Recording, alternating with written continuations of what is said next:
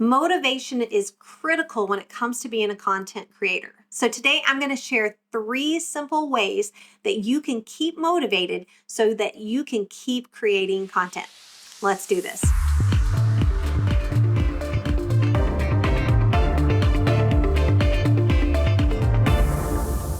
Hi, welcome to the All Small Productivity Podcast. I'm Amber and I'm so excited for you to be here today.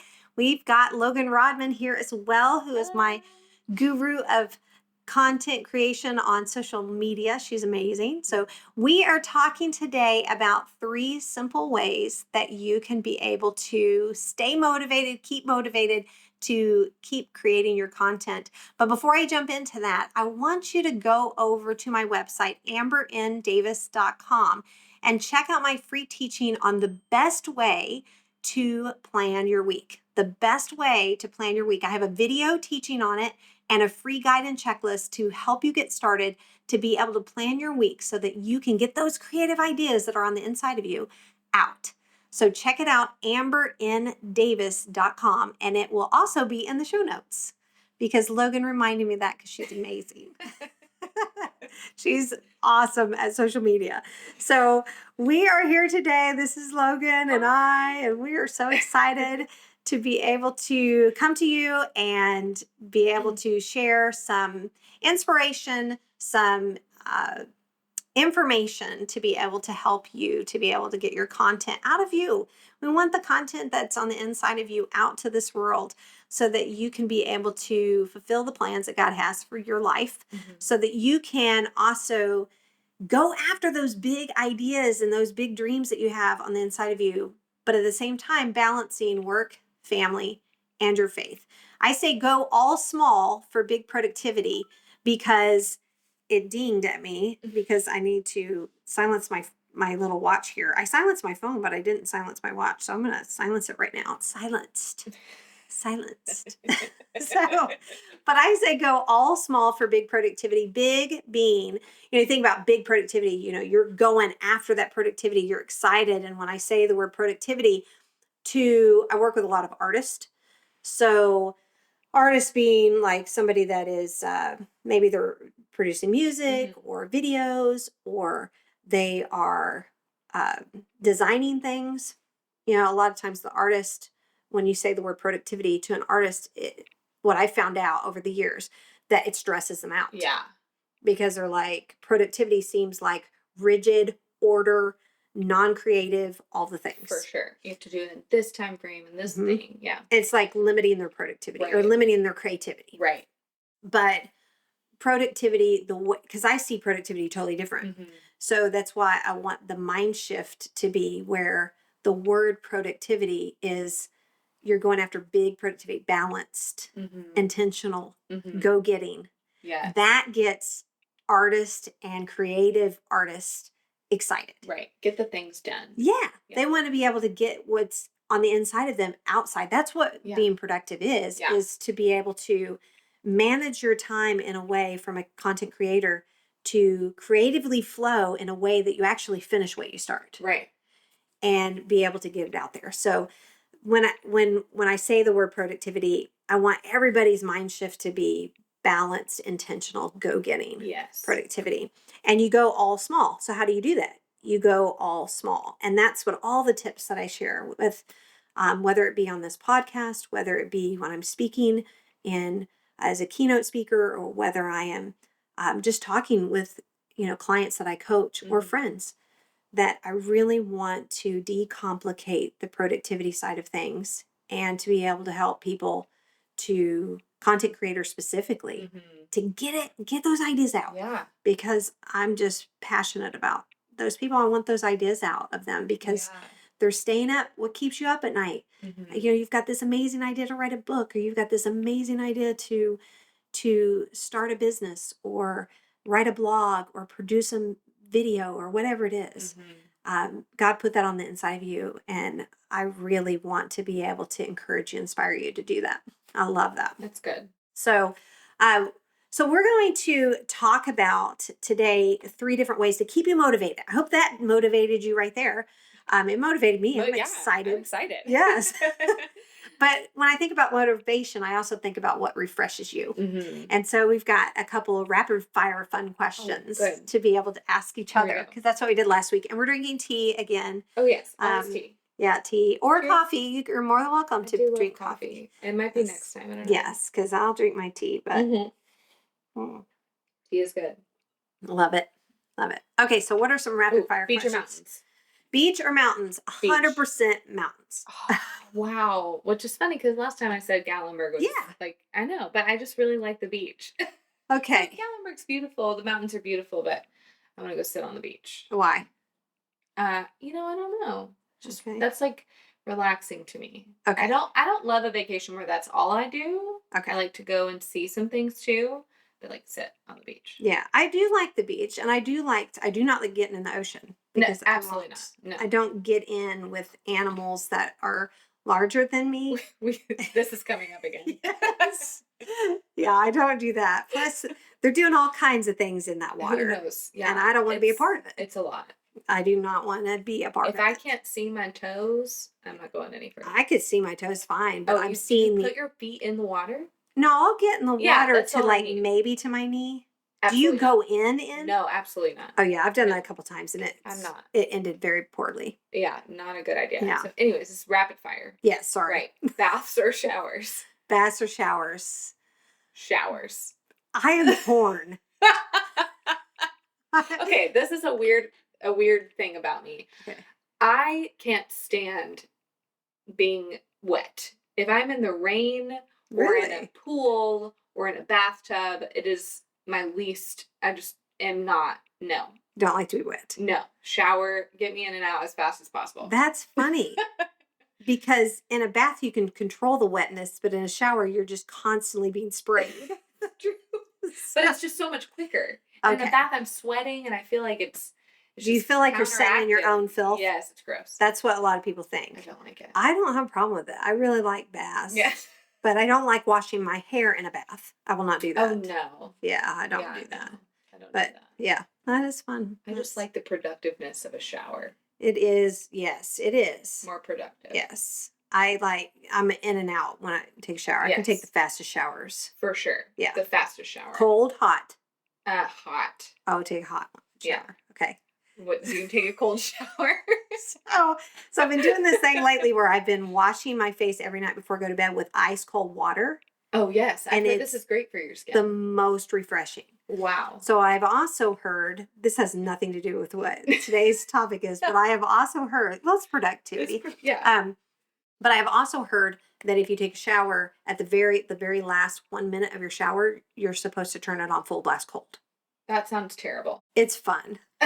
So you've been doing that? I've been trying it. Yeah. Okay. It's fun. I'm not going to try that. Yeah. But you know what? If it does something really good for you, right, maybe I'll try it. Have you experienced anything? Refreshment. Okay. It's refreshing. It's a little startling. Like, it's a little startling at first. Yeah. It's a little scary. Well, now you're used to it. Yes. Okay. Although every time you're trying to get used to it. I don't think you ever truly get used to it because you go from warm. Well, I know the cold plunge thing is a big thing right now. What is it called? Cold plunging. Oh, plunging. Yeah. Cold plunge. Is that where you jump into the pool? Yeah, but a lot of people are just doing it in these like basin tubs, and it's like ice cold water, and they just have basins in their house. Like, who has a basin? Someone just has a basin. Often I see people doing it in their backyard. Where do they get these basins? Do they order them on Amazon? Yeah, I think you can like just order the. It's like it's called a cold plunge. Okay. And you just submerge your whole body in ice cold water. Okay. I am not doing this. I'm not a fan. That's what football players have been doing for years. Right. Right. So yeah. Well, it's the same idea, right? You're just in a shower. Yeah, that's interesting. It's interesting. I don't know. It's a whole. That's what's taken Instagram by storm right now. Is the cold plunge. Oh my goodness. It's good for your health, apparently. Okay. I will not find out. I have heard people doing this, like when they have swimming pools, that they'll do that. Like they'll get up in the morning at like 4 o'clock in the morning. They jump in their swimming pool. Yeah. So now people are they're like submerging themselves for like a minute. Okay. And staying in it. Wow. I don't know. I'm not trying. It's interesting. Movies or books? So hard.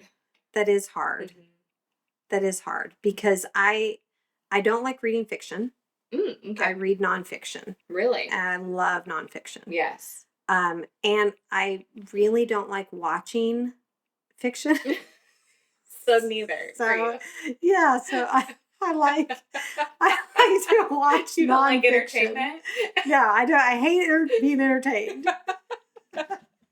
So I like to watch true stories and documentaries. Okay. That's what I like to watch. Yes. But then it's so funny because my husband and I have been producing sketch comedy for years. And that's fun. I like doing it, but like, to actually watch it. I mean, I like watching sketch comedy. I like watching like little short things, but to sit down and watch a full-blown movie, it's not as fun for me unless I know that the people in it, like, I guess it's experienced this. Yes. It's real. Oh, I love a true story. Yeah, I like a true story. Okay. I love a fiction book. You do? Yes, I do. I get really sucked into the characters. It's actually really not productive for me to be reading a book because I can't put it down until if it's a good one, I'm going to be sucked into it until it's done. So do you read at night? Like where do you read? Oh goodness, do I read? Well, no, I don't right now. Yeah, right now, no. You just I put my kids to bed and I go to sleep right now. But so when you're on the beach, are you reading? Yes, yeah, okay, that's what I like to do. I do too, but it's nonfiction. For sure, that's funny. Yeah, I do. I'm not a huge history person. Okay, I don't mind history, but right, it's not. Oh, I love it. Okay, riding rides or watching people. Is this like at an amusement park? So we're way I actually typed this one out as an answer to my own question because it's so funny when we go to amusement parks, like my whole family's riding rides and I'm just sitting on a bench. You're just watching. You don't like entertainment. I don't think I do. We discovered this about you. So I remember years ago when I was traveling, I was opening stores for Applebee's International, and I would travel around and just open stores for them.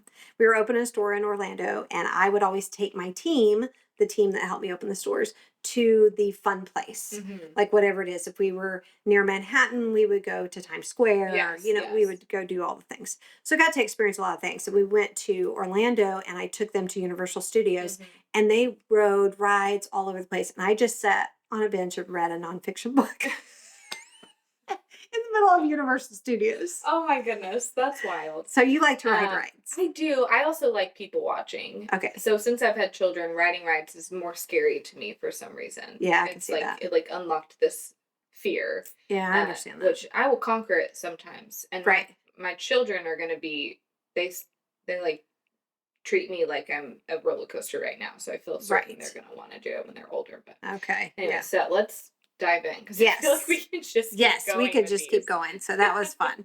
Okay, so those are fun, like refreshing things. Being able to go to the beach or the mountains is refreshing, and those things do motivate a person. I mean, they do motivate you. But 3 ways to keep motivated to produce content. The first thing, and I was actually out for a walk, and I just was thinking through, like, what did I want to share on the podcast? And these 3 things came to my mind. One is that the very first thing is that you got to get started. Getting started will motivate you. Right. So I know that sounds counterintuitive because you've got to motivate yourself to get started. But really, the hardest part is just getting started. Just doing it. Yeah, just doing it. Do something. Yeah, if you are going to write, if you want to be a writer, I tell people that, like, if they want to write a blog, I had a couple of my clients and friends of mine writing blogs, and I told them, just open up a document, Google Doc, Word document, and just every day at a certain time of the day, or schedule out 2 days a week that you're just going to block out this time and just start writing. Just start free writing, creative writing, just start writing. Or every morning, if you're doing a devotional, let's say you're reading your Bible in the morning, you're doing a devotional time, write one scripture on create a journal, write one scripture down. Don't write the whole paragraph. Just pick one scripture, write it down, and then just write a couple of sentences about thoughts about that idea. Yeah. But just get started, just do something. It's really important just to jump in and get started. Once you've decided that you want to write or you want to create or whatever, you got to produce. You're going to have to move that muscle. It's like when people are exercising and they're trying to and I'm not an expert on exercise, but if you are wanting to start an exercise routine, just start walking. Like if you're going to say, I'm going to walk, I want to walk, I want to be able to be healthy. Pick one thing, like walk 2 miles a day, and then just start doing that. Yeah. But if you never get started, then you're going to always be looking back at, I could have done this. You're going to have regrets. And, you've got to be able to just get that ball rolling. Right. And it's amazing what kind of momentum can happen with that. And the second piece of that, so get started. The second piece is be consistent. So be consistent in what you do. And I think about this when I lived in Kansas. So I lived in Dallas until I was about 10 years old. And then we moved to a farm in Kansas. There was a whole process of moving there, but we moved to the farm in Kansas. And in Kansas, it gets really, really cold in the wintertime. You really can only swim or be wet, which you don't like to be. But you can really only, do that about 2 months out of the year. And so most people don't have the, we always call them underground swimming pools, but they're not under the ground. Right. They're just like in the ground. But most people in Kansas don't have that because you deal with freezing temperatures and all the things that you have to do with that. So what we did, we lived on a farm. So we had this giant horse trough that was like, a basin. Yeah. And that's what I was thinking about. When I think basin, I think of a giant horse trough. So we had a giant horse trough and we would pull it out in the middle of the yard and we would fill it up with cold water and we would get in this horse trough and one person, like it was my sister and I mostly, maybe a cousin, but we would have one kid on a raft in the middle of the horse basin. And the horse basin was probably like the circumference of somebody's kitchen, maybe. I mean, it depends on what somebody's kitchen looks like. But if two cars were parked side by side, it would be that big. Okay. And so it was this basin or whatever it was. You did the original cold plunge. Yes. But so one person would be on a raft and then two of us would just be along the edge of the inside and we would start going in the same direction and start walking in the same direction. And we kept walking and walking and walking. At first, it was, we just looked silly because we're just walking. But after a little bit, we created a whirlpool. Right. And this whirlpool would just start swirling the water. And the person on the raft was having the time of their life. Oh, yes. Because they're just, floating around, and then we started having the time of our life. Because once you get the whirlpool going, it just takes you. Yeah. Yeah. You would stop walking and it would just take you. Oh, cool. And it was so much fun. We had a blast doing that. And I would go over to my friend, Jackie. His parents had an above ground swimming pool because that was real popular in Kansas. And so if you had more means, you had an above ground swimming pool. So he had an above ground swimming pool and it was perfect. It was like they had this beautiful deck and it was attached to the deck and it was grounded. And I mean, it was really nicely placed and nicely rooted and grounded and foundational. So it was just a beautiful pool. So we would do the same thing. And we would go around and there would be like 2 or 3 people on rafts and they'd be floating. And it would get to the point where people could actually get out of the pool and it would still be moving. Oh, wow. And then you would jump in and it would suck you around and you would just have the time of your life moving.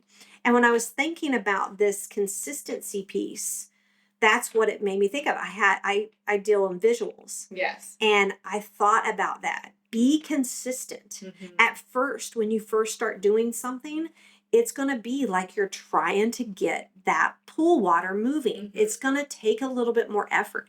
It's going to be ugly. It's not going to be doing exactly what you want it to do. Right. But you just keep moving forward. You just keep moving. And then all of a sudden, it starts to become its own thing. It starts to become its own momentum. Right. And that habit is built. Right. And that process and that consistency starts to churn. And when it starts to churn, even then at that point, you keep doing it, but it's not as difficult. Right. You can let go a little bit and you get sucked up in that wake. I remember somebody saying, I went and saw a speaker and who said this, and I love this phrase. that you cannot get sucked up in a wake of a boat going nowhere. That's true. And you think about a boat that's on a lake. Yeah. And when a jet boat is going through that lake and you just see this wake behind it, and you see like skiers or tubers on that, and when they get out of that zone, right, they're just like bam, bam, bam. And I've flown off so many times that's a whole nother conversation. But it's that you'll get sucked up in that wake. Right. And not only will you, but other people will get sucked up in that wake. And that's how you bless and help other people. Right. If I wasn't creating content or having been creating content all these years with either video production or training or writing or speaking, that all the people that I have been able to help along the way, they wouldn't have been able to benefit from it. Right. So it's that consistency to get started and then be consistent is number 2. And then number 3 is to work a system. So how do you work a system? So I think about we had that horse trough or that basin. And then my friend Jack, his parents had that cool pool, and it was really foundational. It was great. But then sometimes we would go over to my dad's cousin's house, Mary, and her kids, which were like my cousins, my second cousins. We would go over there, and they were just putting, I remember this one time, they were just putting in this pool. And it was a above ground pool, and they had just laid the sand. They put the pool in, and my sister and I were like, ready to teach them how to do this whirlpool thing because it was so fun. And they just had this little deck, but it wasn't attached to the pool.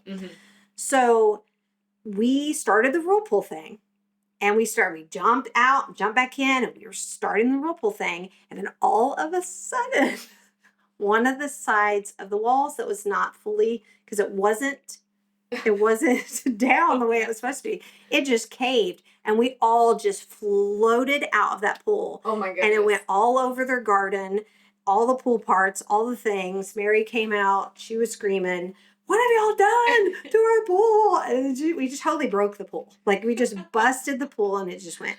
And when I was thinking about that structured system, that pool wasn't tethered down to anything foundational. Yeah. They had just thrown up the pool, and then we were trying to do the same thing with it, but there was no structure. Right.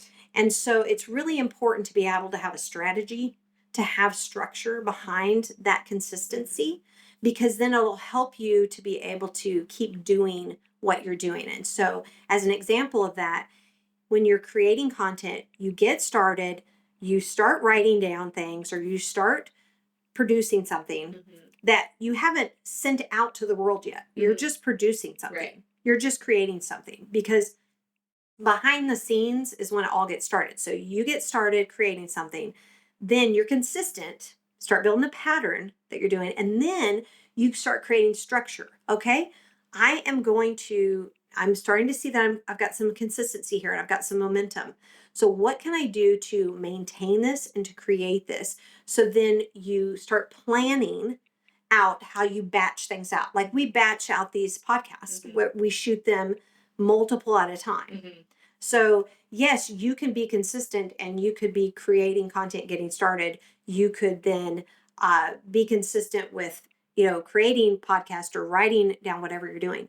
But then if you're going to be serious about getting it out to the world, you've got to create some kind of structure for yourself, because otherwise what will happen is you'll get to the point where the consistency of it with no structure will get to the point where it will feel cumbersome to you. Right. But if you have that structure in place of, okay, we're going to start batching these things, or we're going to start doing this, when I say go all small for big productivity, you take that consistency and you put it into a calendar, and you put it into a plan of action, then you can actually start to be able to see, maybe I don't have to do this every single day or every single week. Maybe I could do this, twice a month, or maybe I could do this, whatever works for your schedule. But you can start creating a structure behind it, Right. and then you can start doing it. So getting started is key. Be consistent and work a system. So you can go all small for big productivity by doing those 3 things. And going all small for big productivity also means to be able to get that structure like I was talking about, but do it in a way that it helps with your whole life balance, because you've got other things to do besides create content. I mean, you've got kids to feed, or you've got responsibilities, bills to pay, or maybe you work full time or whatever it is. But you've got to be able to put that content creation within your calendar. And I'm going to help you do that. I want you to go to amberndavis.com. That's amberndavis.com. And I want you to get my free teaching on the best way to plan your week so you can bring in that structure. Go to amberndavis.com, get my free teaching and a guide and a checklist, and get ready to go all small for big productivity. We'll see you next time. Bye. All Small Productivity Podcast is brought to you by myself, Amber N. Davis, using the podcasting platform Buzzsprout, which I highly recommend. Recording and editing is done by my husband's company, Dad Chavis Productions. Thank you so much for joining us today. And remember to go all small for big productivity. We'll see you next week.